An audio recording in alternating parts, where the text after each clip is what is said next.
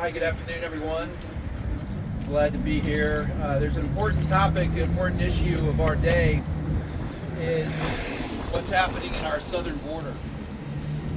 You know, we're here in the city of Utica today, but across this district from Utica to Syracuse, we actually have a very proud tradition of welcoming immigrants to this community. If you go back, Italian and Irish immigrants and from many other countries for a long period of time.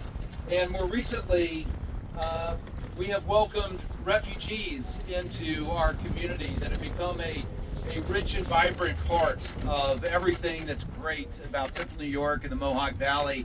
These are folks from Somalia and Iraq and many other places. And that's just part of who we are as a community.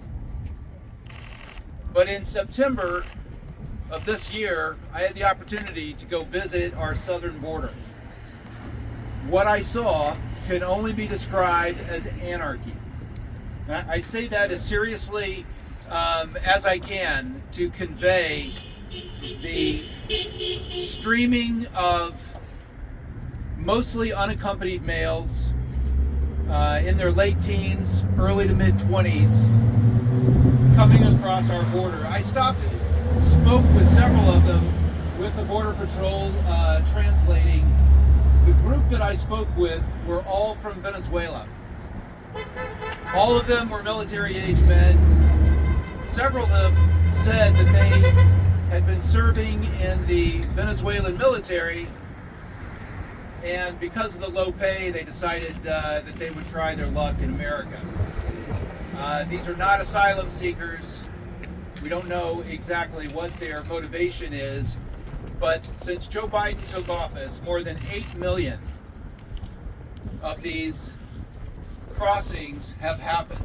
Unprecedented in American history, an order of magnitude greater than anything that we've experienced in our nation. And when you see it in person, and you see people crossing over the Rio Grande, meeting the razor wire and finding ways to cross that last few feet into our country, the only word is anarchy. And the border is completely controlled by the cartels. They decide who and when and where and what the cost is for each of these migrants to come across. And they do this in a strategic way where they funnel these migrants to one place so that all of the Border Patrol and law enforcement resources are required to be in that one place to process this flood of humanity. And they do this intentionally because when the Border Patrol is completely tied up in this one place, the rest of the border is open. And this is where the cartels are allowing their people that don't want to be caught and have any kind of interaction with American law enforcement, that's where they are going. So all of this is strategic. There have been hundreds of people on the terrorist watch list who have been apprehended. Hundreds. That should concern all of us, but what should concern us even more is that these are just the ones that have been caught. They know that there are literally hundreds of what are known as gotaways every single day. We don't know who they are, we don't know where they are, and we don't know why they're here. But they're here in our country today. So anarchy is the only thing that describes it. I spoke with Border Patrol and law enforcement, and they are overwhelmed. they're unable to complete their mission of securing our border. Local law enforcement, they say that the danger has gone up exponentially, not only for their communities, but for themselves, because they are so strained and stressed, and there is just simply not enough to maintain law and order at the border. Today in Central New York and Mohawk Valley, we have a fentanyl crisis. And that fentanyl is coming across our southern border.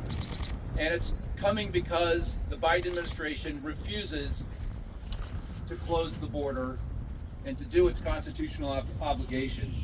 In fact, New York City itself is in crisis. Mayor Adams,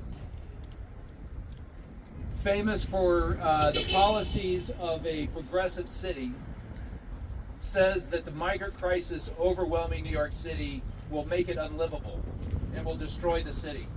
This is from a progressive mayor of a progressive city trying to deal with the crisis created by this open border.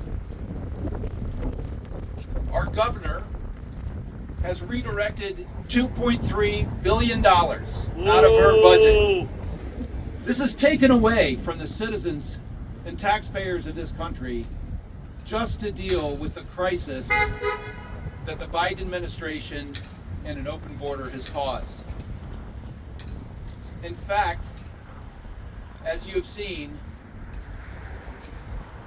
these migrants are allowed to attack police officers without consequence and to walk scot-free, to leave town with money provided by Governor Hochul to seek asylum elsewhere.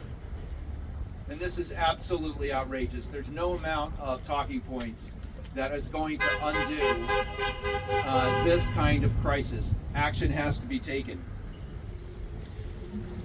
The fact is, the Republican House, the Republican members of the House of Representatives have taken action. And they passed the Border Act, H.R. 2, all the way back in May, 9 months ago. The Border Act is humane and it's effective and would effectively secure the border, which is what the American people want. It's what the American people expect our leaders to do. And that bill has sat in Chuck Schumer's Senate for 9 months with no action whatsoever. No negotiation. No crisis in the Senate around the border until this past week.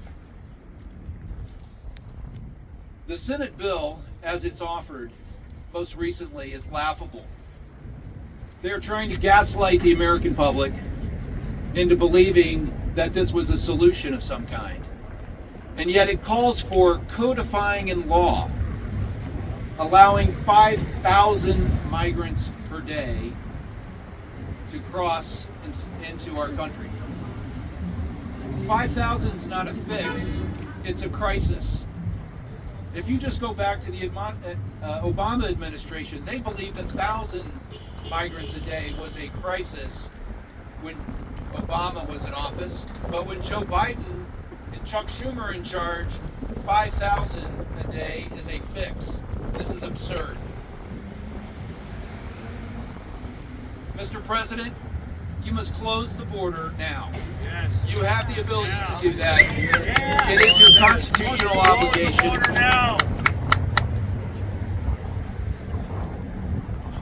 The president picked up his pen and celebrated, famously, or infamously, I would say, of canceling the Remain in Mexico policy that was effective.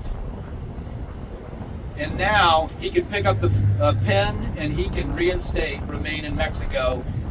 Most estimates are that this would reduce the flow of illegal immigration into our country by 70%, just with the stroke of a pen. Madam Governor, protect our cops. Quit housing migrants in our schools.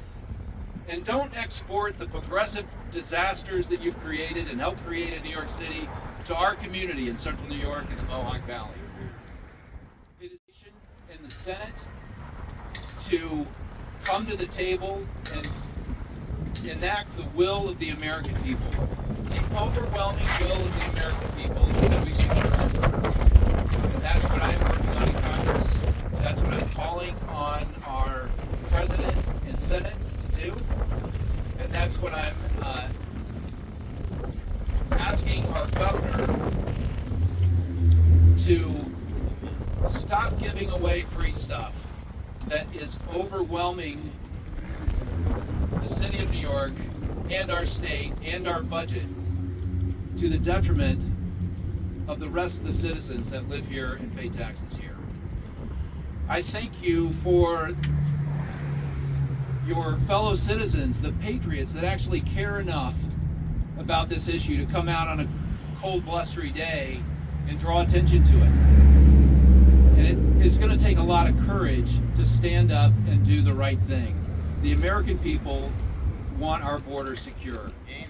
And that needs to happen today. Thank you very much. Thank you.